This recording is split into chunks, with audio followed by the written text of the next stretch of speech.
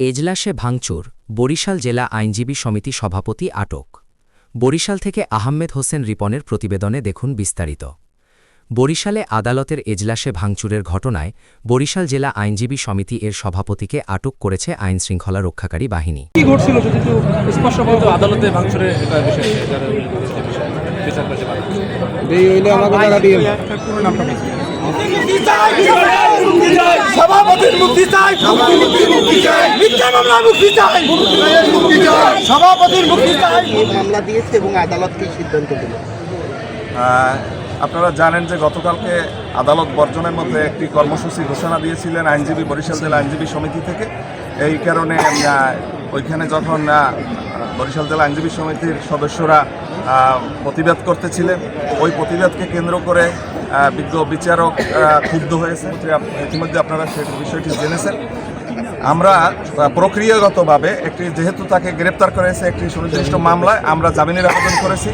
জামিনের আবেদনের chief metropolitan ম্যাজিস্ট্রেটকে আমরা এটা যখন দায়ের করেছি, দায়ের করার পরে আমরা শুনানি করার জন্য গিয়েছিলাম, কিন্তু উনি আমাদেরকে শোনেননি। বুধবার দুপুরে আদালত চলাকালে এ ঘটনা ঘটে বলে সংশ্লিষ্ট সূত্রে জানা গেছে। প্রত্যক্ষদর্শীরা জানান, একটি মামলার শুনানিকে কেন্দ্র করে কয়েকজন আইনজীবীর মধ্যে তর্কবিতর্কের সৃষ্টি হয়। এক পর্যায়ে পরিস্থিতি উত্তপ্ত হয়ে এজলাস কক্ষে ভাঙচুরের ঘটনা ঘটে। এতে বিচারকের বেঞ্চ, চেয়ার টেবিল সহ আদালতের বিভিন্ন আসবাবপত্র ক্ষতিগ্রস্ত হয়। ঘটনার সময় আদালতের কার্যক্রম সাময়িকভাবে বন্ধ রাখা হয়।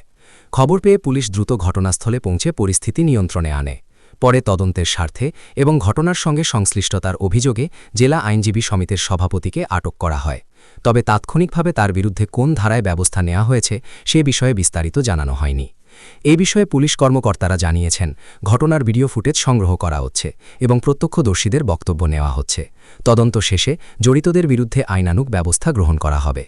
অন্যদিকে আইনজীবীদের একটি অংশ সভাপতির আটকের প্রতিবাদ জানিয়েছেন এবং দ্রুত মুক্তির দাবি তুলেছেন। অপরদিকে আরেকটি অংশ এজলাসে ভাঙচুরের ঘটনার নিন্দা জানিয়ে সুষ্ঠু তদন্তের আহ্বান জানিয়েছেন। ঘটনাটি আদালত পাড়ায় ব্যাপক চাঞ্চল্যের সৃষ্টি করেছে। পরিস্থিতি নিয়ন্ত্রণে অতিরিক্ত যৌথ বাহিনী ও পুলিশ মোতায়েন রয়েছে। ITV বাংলা।